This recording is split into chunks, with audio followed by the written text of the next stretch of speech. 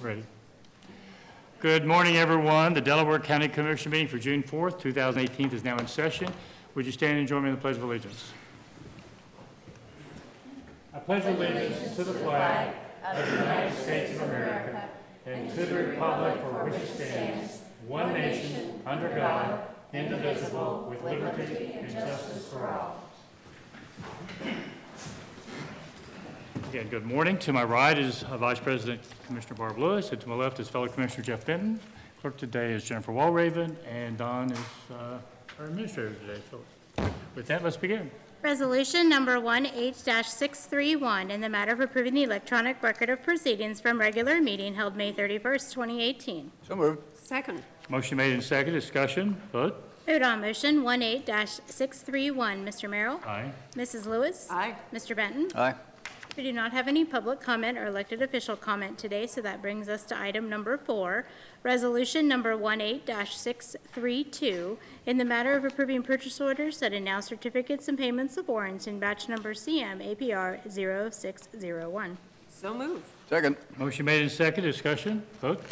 Vote on motion 18-632. Mrs. Lewis? Aye. Mr. Merrill? Aye. Mr. Benton? Aye. Resolution number 18-633, in the matter of approving travel expense request. So moved. Second. Motion made and second. Discussion. Vote. Vote on motion 18-633. Mr. Benton? Aye. Mr. Merrill? Aye. Mrs. Lewis? Aye. Resolution number 18-634, in the matter of a new liquor license request from Zuhas LLC doing business as Wild Oak and forwarding to the Ohio Division of Liquor Control with no objections and no request for a hearing. So moved. Second. Motion made and seconded. Discussion. Vote. Vote on motion 18-634. Mr. Merrill? Aye. Mr. Benton? Aye. Mrs. Lewis? Aye.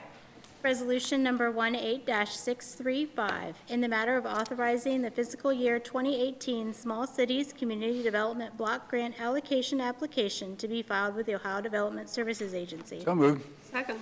Motion made and seconded. Discussion. Good morning. I'm Jenna Jackson, the Economic Development Coordinator. This is the resolution to approve applying for the 2018 Cdbg program. We had our second public hearing last Thursday, so we got to hear about the projects then, and I recommend your approval. Any questions or discussion? Vote. Vote on motion 18-635. Mrs. Lewis? Aye. Mr. Benton? Aye. Mr. Merrill? Aye. Resolution number 18-636, in the matter of approving the anti-displacement and relocation assistance plan for local governments contingent that the Delaware County receive Cdbg allocation 2018 grant from the Ohio Development Services Agency. So moved. Second. Motion made and seconded. Discussion.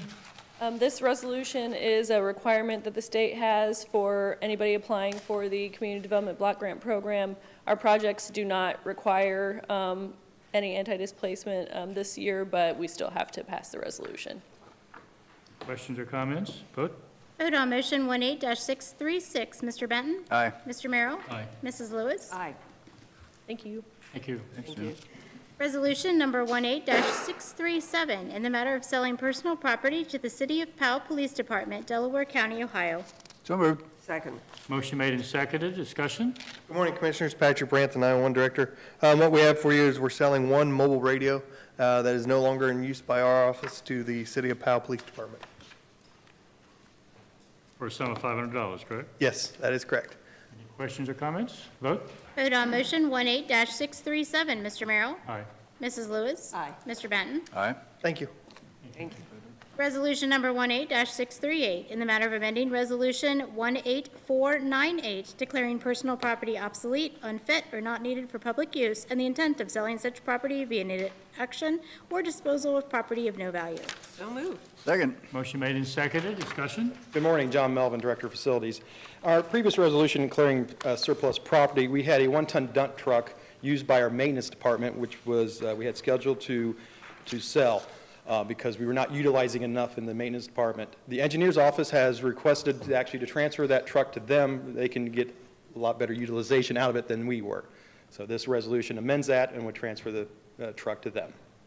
Questions or comments? Vote. Vote on motion 18-638. Mrs. Lewis? Aye. Mr. Merrill? Aye. Mr. Benton? Aye. Thank you. Resolution number 18-639, in the matter of approving an owner's agreement for the reserve at Hidden Creek. So moved. Second. Motion made and seconded. Discussion. Good morning, Commissioners. Rob Riley, Chief Deputy Engineer. This is our standard development agreement for a new 40-lot subdivision. This is located at the southeast corner of Cheshire Road and 3Bs and K, being developed by Westport Homes, and recommending approval. Questions, comments? Vote. Vote on motion 18-639. Mr. Benton? Aye. Mr. Merrill? Aye. Mrs. Lewis? Aye. Resolution number 18-640, in the matter of approving right-of-way work permit summary sheet. So moved. Second. Motion made and seconded. Discussion. We had 9 pretty standard utility permits this round, and we're recommending approval. Questions or comments?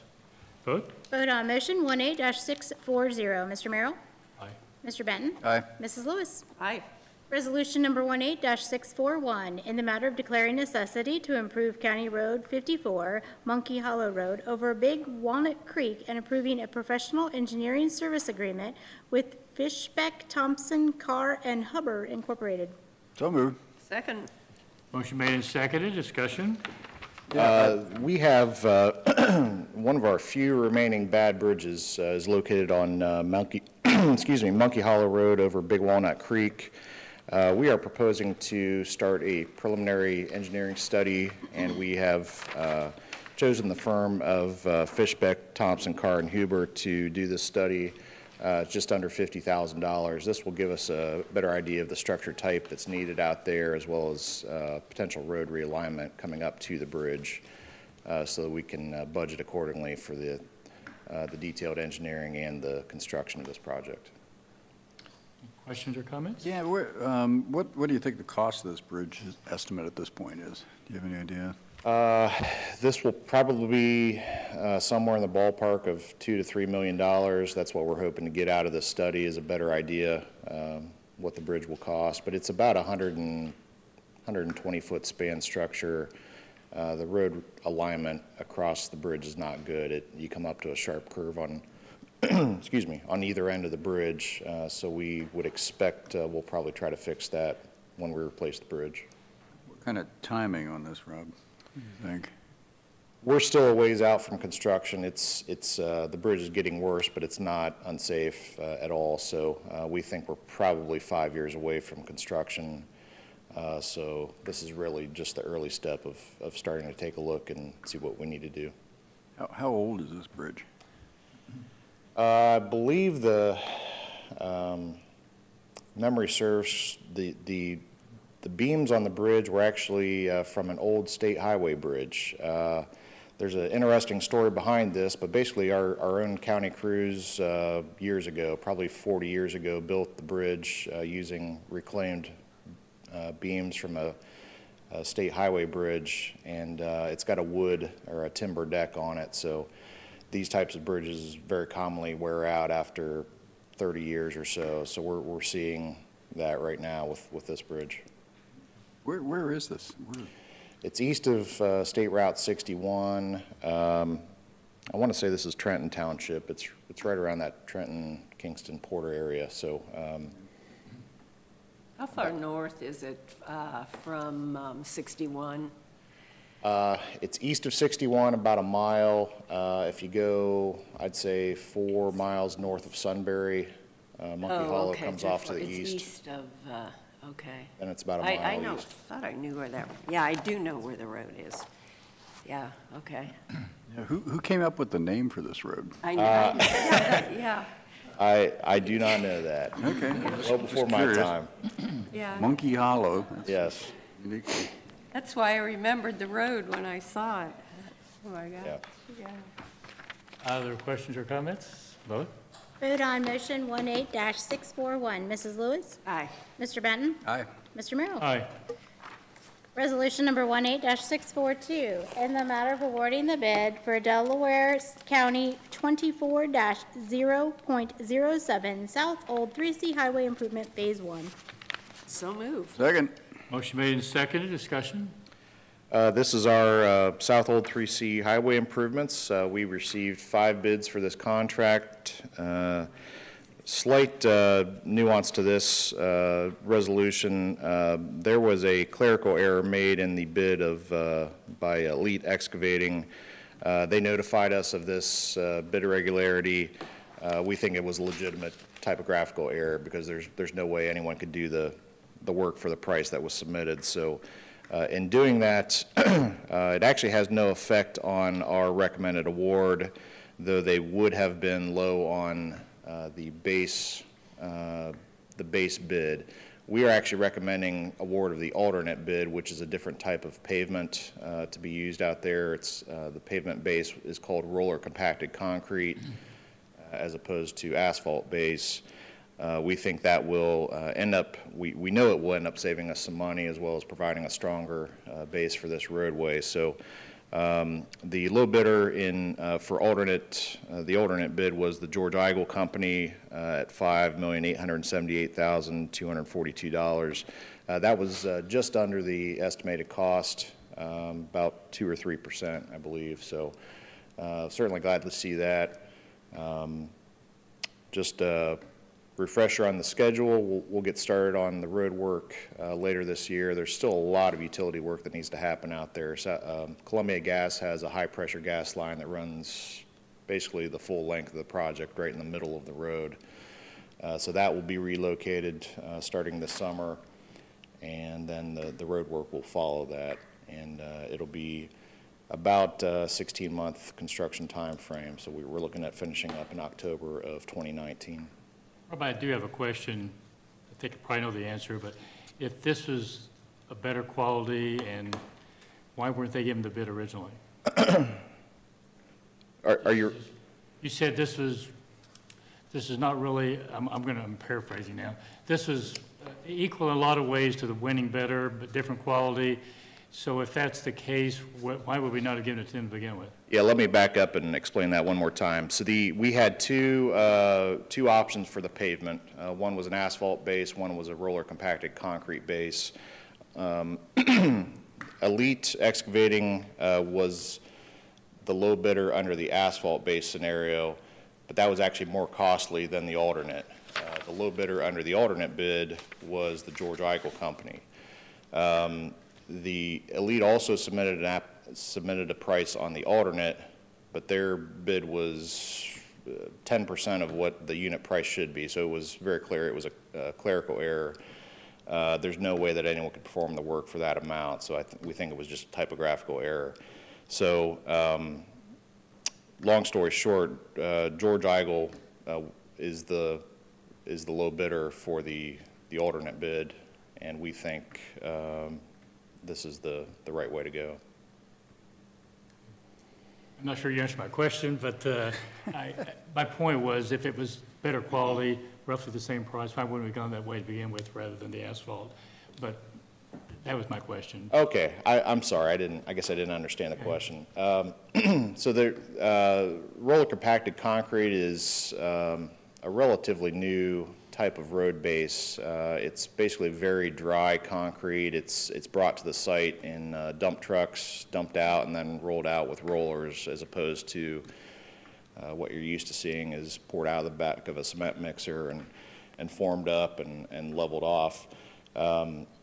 RCC, as we call it, works pretty well in curb and gutter streets because every time you resurface the street, you have to, on a curb and gutter, you have to actually mill off the top layer of asphalt.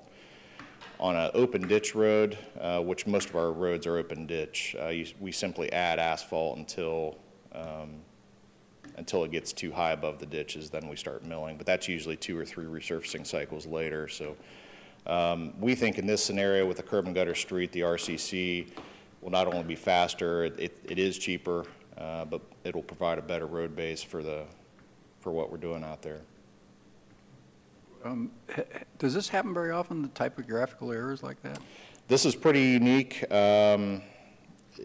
It's obvious, again, as I said, it's very clear because the price they submitted was a fraction of what the actual true cost would be. So really these errors have been very few and far between since we've switched to online bidding.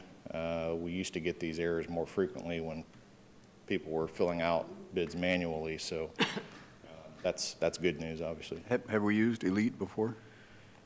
We have not worked with Elite, but we've worked with George Eigel, the low bidder, so they do very good work, and so we're very happy to see them. How did the final number come in compared to what you were expecting? I believe it was 2 or 3% under the engineer's estimate. Any other questions or comments? Vote. Vote on motion 18-642, Mr. Benton. Aye. Mr. Merrill. Mrs. Lewis. Aye. Resolution number 18-643, in the matter of approving contracts of sale and purchase for Traditions at Walker Place Condominium Association and Walker Wood Homeowners Association for the project known as Del CR 14-1.23. So moved. Second. Motion made and seconded. Discussion. I've discussed these two parcels with you. This is for the proposed East Powell Road improvements, and we're recommending approval of these contracts. Questions or comments? Vote.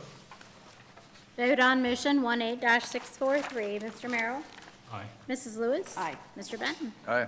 Resolution number 18-644, in the matter of approving bid specifications and setting bid opening date and time for 2018 drainage maintenance annual contract. So moved. Second. Motion made and seconded. Discussion. This is a new bid, first time we've done this particular item of work. In discussion with the Soil and Water District, who maintain or handles the drainage maintenance program, there are some pretty routine items of work that are needed on agricultural ditches mostly. And so this bid will provide for an annual contract so they can order those services as needed throughout the year, and we'll have established unit prices for that work. So we're recommending to go out to bid for this work. So this is for both the Soil and Water Conservation Ditch Maintenance Program work as well as the county engineers work? We think it will mostly be, if not entirely, be used by the Soil and Water for the drainage maintenance program. But as you know, the drainage maintenance is under the authority of your board, and so it makes sense to, rather than Soil and Water District doing an independent bid. I assume we can probably get better pricing, maybe. Maybe. We do have the advantage of using our online bidding system that's already in place rather than the Soil and Water District does not, so we think it makes sense just to go ahead with our usual system. Other questions or comments? Vote. Vote on motion 18-644, Mrs. Lewis. Aye. Mr. Merrill. Aye. Sorry. Mr. Benton. Aye. I've been called a lot of names, but Resolution number 18-645, in the matter of awarding a bid and approving a contract with the Delaware County Commissioners and B&K Lerner Excavating for the project known as Havens 503 Ditch Improvement Project. So moved. Second. motion made and seconded. Discussion. This is the Havens Ditch Project. We fortunately had a bid well under the estimate, about $11,000 under the estimated cost by B&K Lerner. We've worked with B&K Lerner a number of times before, and they do good work, so no hesitation about awarding this contract. Questions or comments? Vote. Vote on motion 18-645, Mr. Benton. Aye. Mr. Merrill. Aye. Mrs. Lewis. Aye. Resolution number 18-646, in the matter of approving plans, specifications, estimate, and setting the bid date for the project known as Del TR 99-1.79 Pirate Road Extension Project. So moved. Second. Discussion. So this is our proposed Pirate Road extension north of Cheshire Road to the new high school. We've been talking about this for quite a long time now and doing a lot of work to prepare for this. So we are finally at the place we can go out to bid. The estimated cost is just over $3.8 million. The plan for this project is to get the section of road open. If you can picture where Glenmead subdivision is, where the elementary school is, from that subdivision north to the high school, that section would be prioritized and opened this fall. So at least there will be connectivity between that subdivision as well as the elementary school and the high school. South of Glenmead down to Cheshire Road is a little different story. We still have properties we need to negotiate and purchase, as well as utility relocation at the intersection of Cheshire Road. So that will take some more time, and so that work will not happen until next year. So long story short, we expect the road will be completely open to traffic by August of 2019, including a new roundabout at the intersection of Pyatt and Cheshire Road. So again, $3.8 million, just over 3.8 is the estimate, and I should add, we were notified by OPWC that we were successful in obtaining funds for this project, so I believe our grant was just under $500,000, so that will help defray some of the cost of this project, and that money will be available starting this July. This is certainly going to be beneficial to the developers in that area. I assume we're going to be asking to be supportive. Yeah, there were quite a few discussions on how to handle that.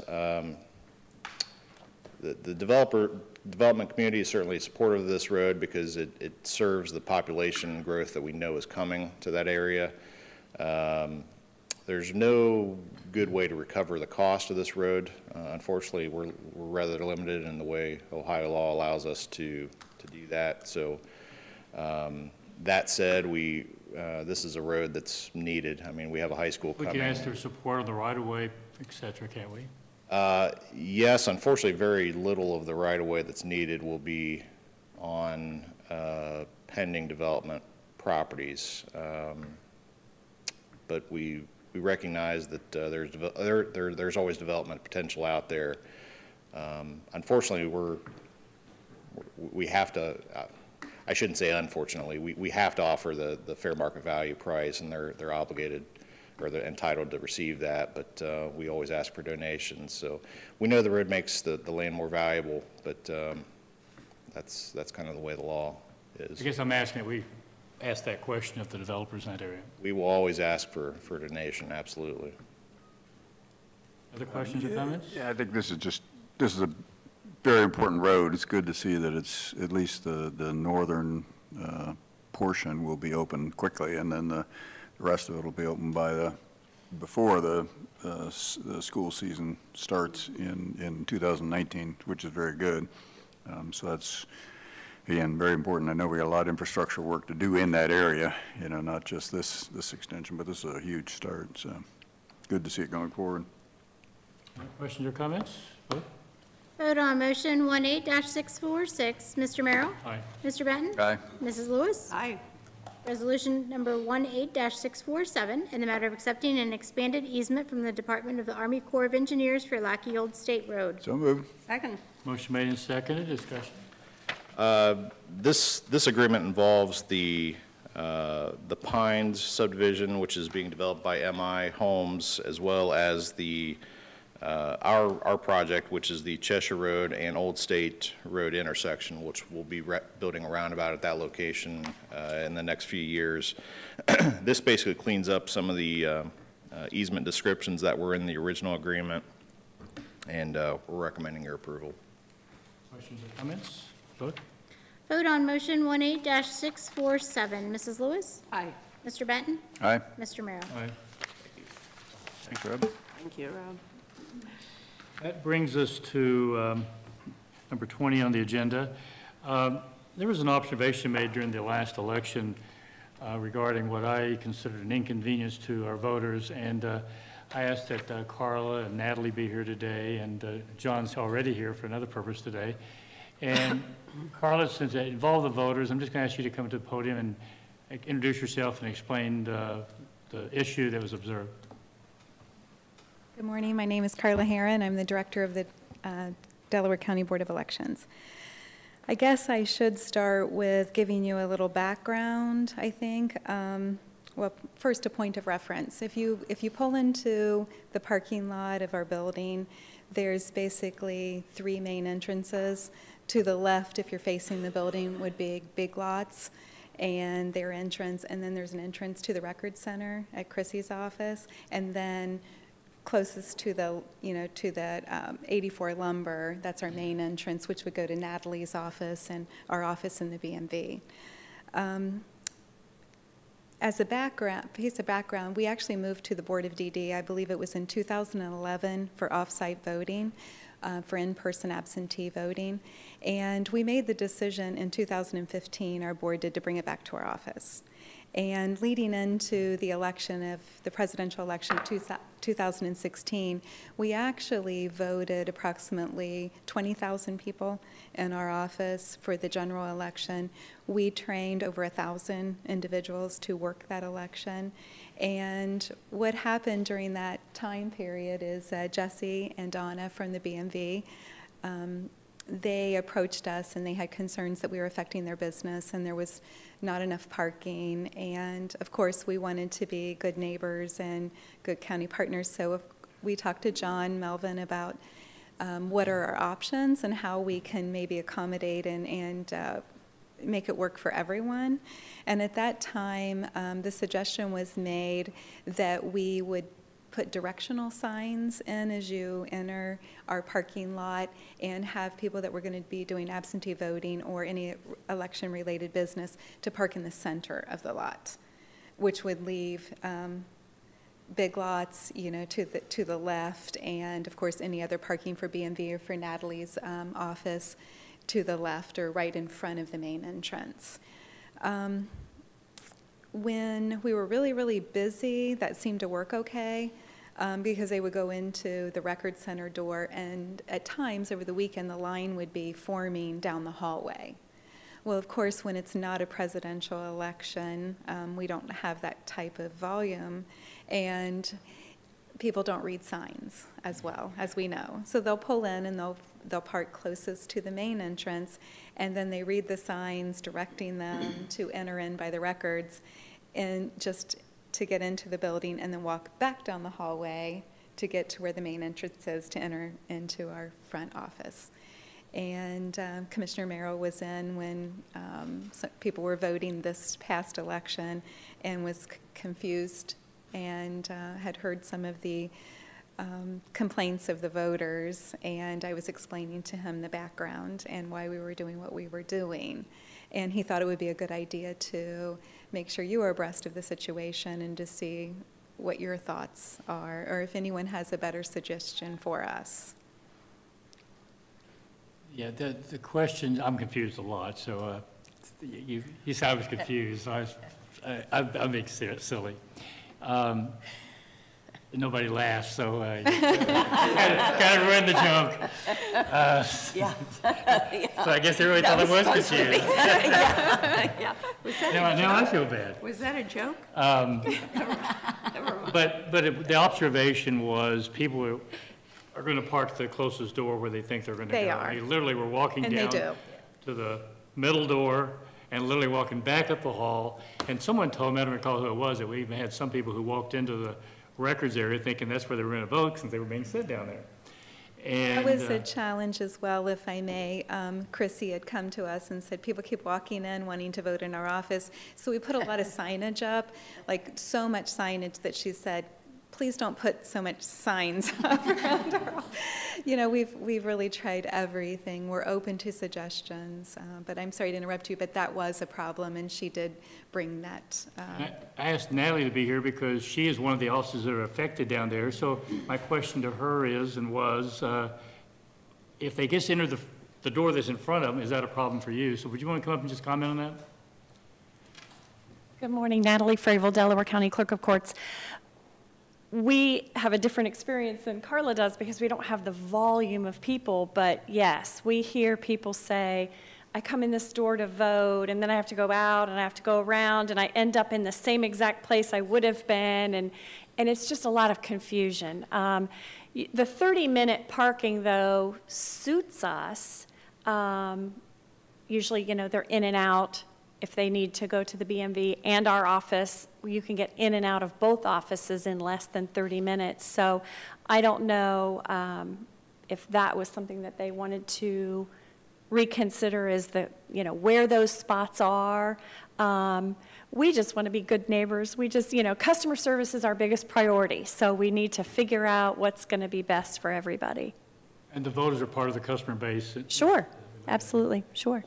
Okay, thank you. Okay, thank you. I wanted to do here so you two could be fully aware of what was observed. My view is we do away with the signage.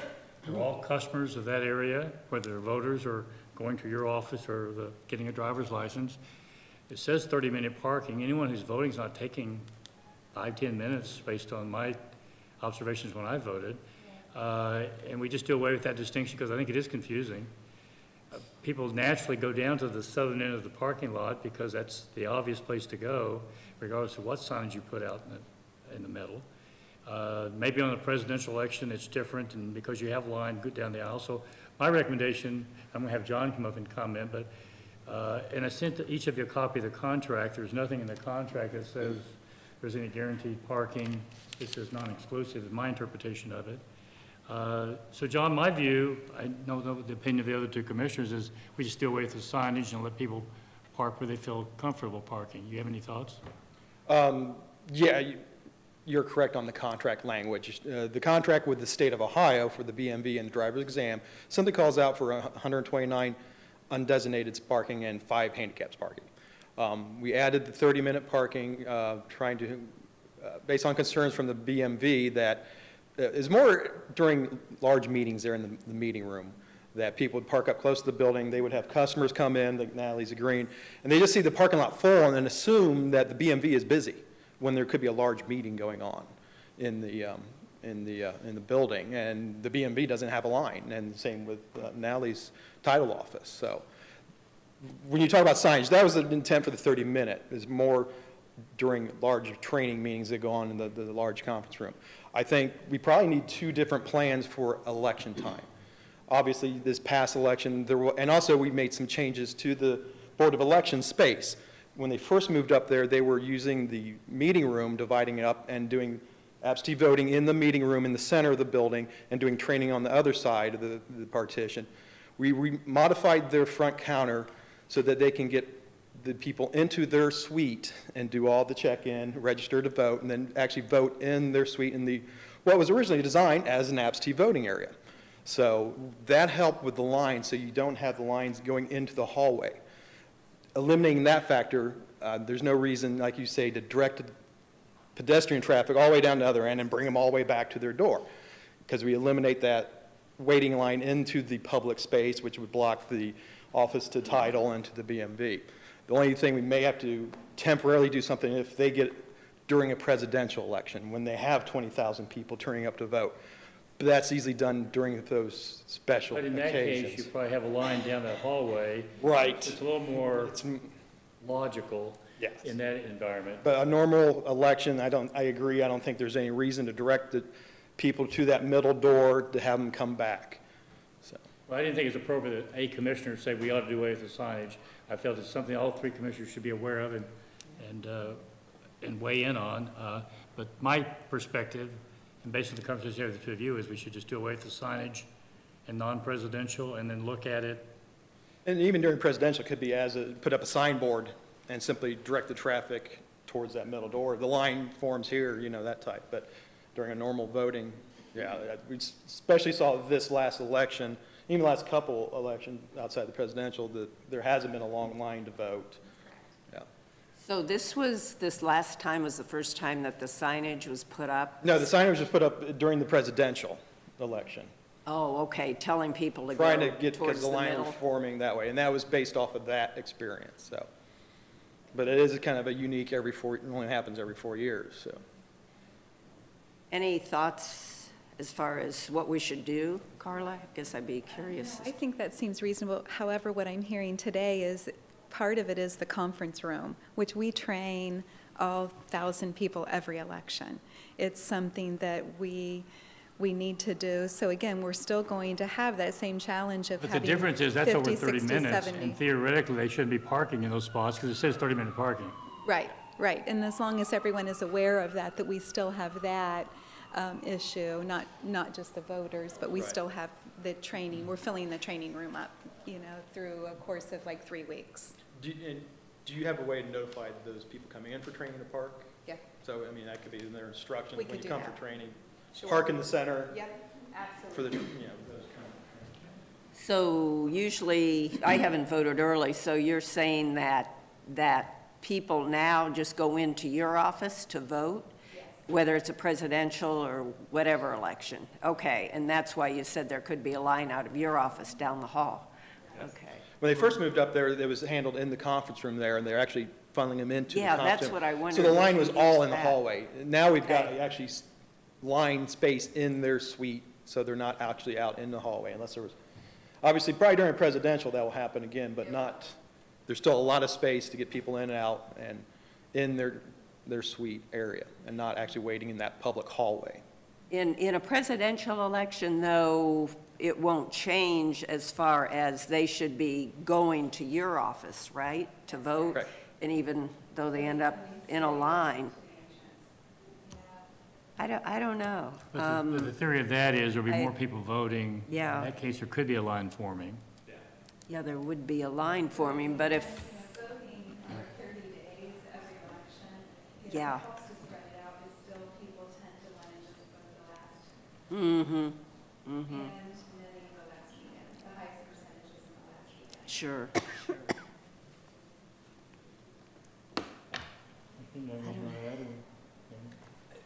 Not really. I think reasonable minds will figure this out. Yeah, Good dialogue going. yeah.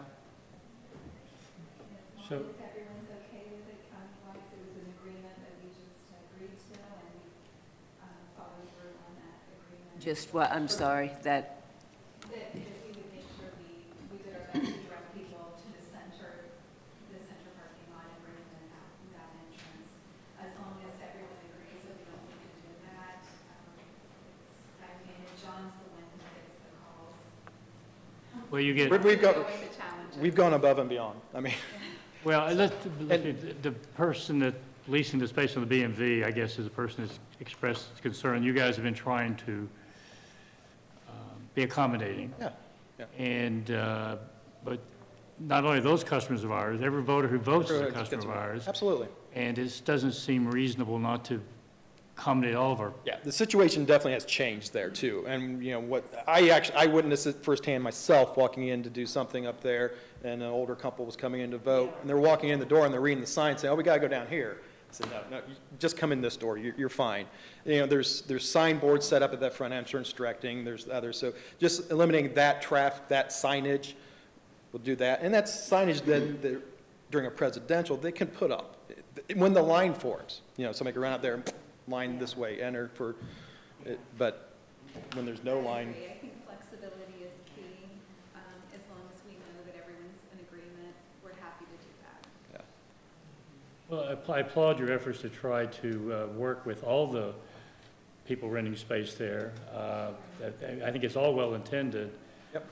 Until in practice, the last election, seemed kind of silly. Seemed excessive, absolutely. And we are the commissioners that are responsible for the facility, so indirectly it reflects on us. And that was the purpose of just sharing this with everybody. So, Thank you. Thank you very much for, the suggestions and the flexibility and. so what I heard is we'll be flexible, but as a general rule, we probably don't need the signage. Yeah. And we'll let each situation, or presidential probably dictate how we handle it. Can I add something? I just want everybody to know that I think Karla's staff does a great job, especially in the busiest times when there are lines. There's always someone checking at the door to make sure that everybody is in the right line. They're in the line for what they think they're in line for.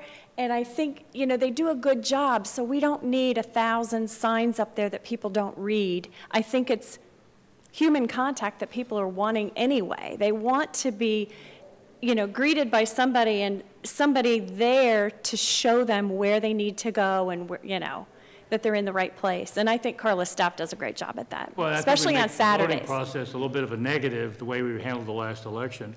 Unintentionally, but we really made what should be a very positive event kind of a Right. negative.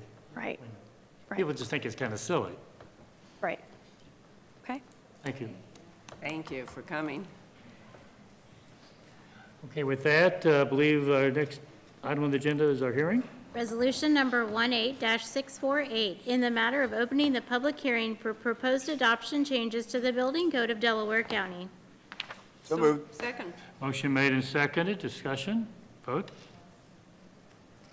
Vote on motion 18-648. Mr. Benton? Aye. Mr. Merrill? Aye. Mrs. Lewis? Aye.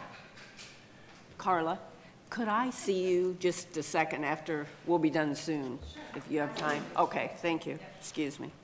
Okay, we're now in our hearing, and Fred, I'll let you introduce yourself, and I believe there is a clipboard going around that everyone involved in the room will need to sign as part of the hearing. And with that, I'll let you take over. Okay, Fred Fowler with Code Compliance. Good morning to you all. This is the second hearing of 2 mandatory hearings for the code changes. We met last Thursday and discussed the changes, summarized many of those changes for you.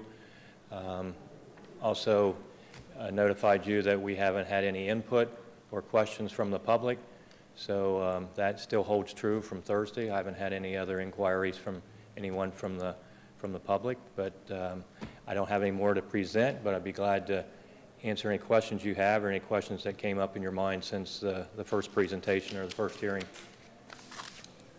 I would ask, are there any questions? No, I thought you did a good job on Thursday, and I don't have any follow-up. I will ask if there's anyone here who wants to speak in favor or in opposition to the, I don't believe there are any, but I felt I should ask. I have nothing to add. You've had no comments from the public since the hearing on Thursday? No, none. With that, I would entertain a motion to close the hearing. Resolution number 18-649, in the matter of closing the public hearing for proposed adoption changes to the building code of Delaware County. So moved. Second. Motion made and seconded. Discussion. Vote. Vote on motion 18-649. Mr. Merrill? Aye. Mrs. Lewis? Aye. Mr. Benton? Aye. With that, the hearing is now closed, and I believe we'll have a motion.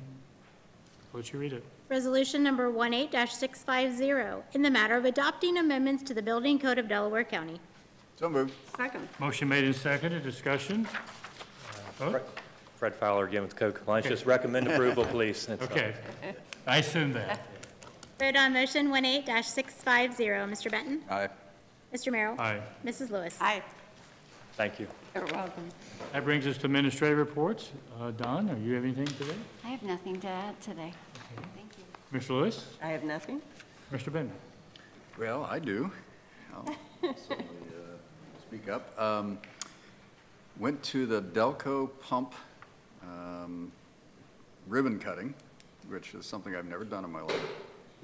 Delco pump ribbon cutting.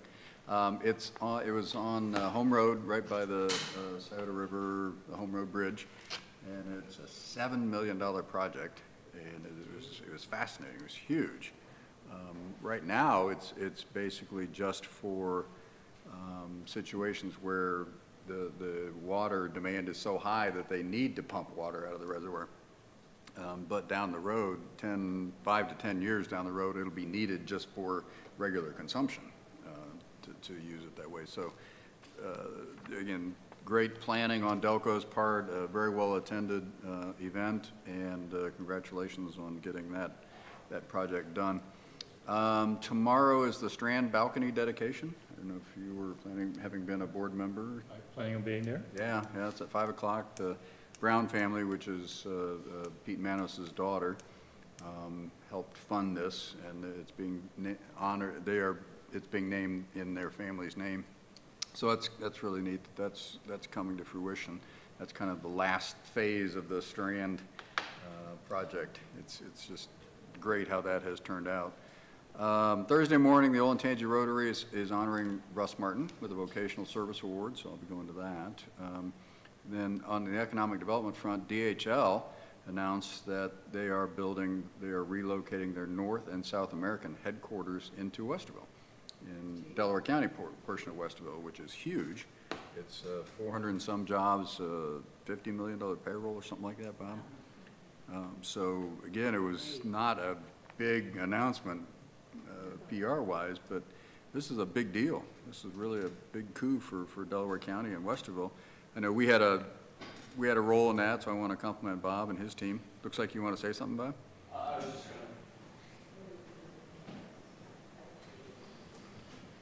Bob Lamb, Economic Development Director. Yes, this is a project that's going through the Finance Authority to secure a sales tax exemption for the construction materials for the project.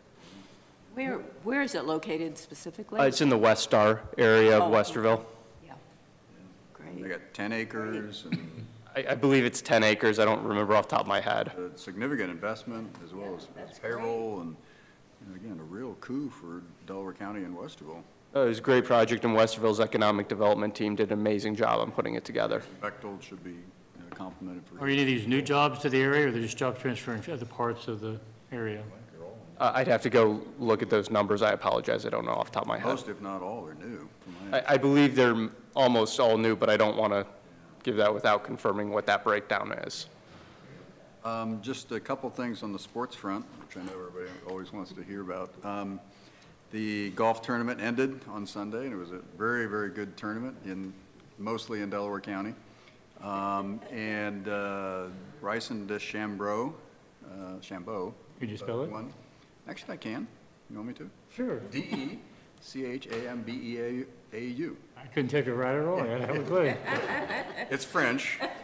The Americans don't pronounce it that way, but DeChambeau would be the French pronunciation. And he won in a 2-hole playoff, so it was very exciting. Hope everybody got a chance to watch it or at least tape it. You forgot. And lastly, I just wanted to mention that by far the two best teams in women's softball made the finals. In the NCAA tournament, it's Washington and Florida State. Your team, Georgia, didn't make it, apparently. Well, I don't think, I wasn't quite the favorite. I wasn't quite the fan of Georgia women's softball. You are Oklahoma softball. But you're correct. I think it'd be a good series. Is that it? That's all I got. Just have a couple things. Commissioner Benton mentioned the Strand. I am a former board member, and Jane Hawes is a current board member. She took my place about a year ago. And they've done a lot of really terrific things over the years, and county has been involved. The restrooms, before I was ever on the board, was a project the county was involved in, and it's amazing what's been done there. And there is, I think it's 5 o'clock tomorrow. And is it open to the public or just to, do you know, Jane? I don't think they would turn people away if they showed up. They issued specific invitations. Okay. And so I look forward to attending that. And Friday night I attended the Muirfield. They have an event every Friday night where the CBS sports crew basically does a little, it's almost like comedy hour. They do such a terrific job, and basically 5 or 6 of them speak, and it's always very humorous, very funny. I got there a tad early, and so we went out on the 18th green, and Tiger Woods is coming up to putt on the 18th, so I got to see him for about 5 minutes. And to his credit, he signed any number of autographs as he was exiting and then leaving the area, and so he was very good about that, and I meant a lot to all the people that were getting their autographs. With that, that's all I have. I don't believe we have need for executive session. That doesn't happen too often.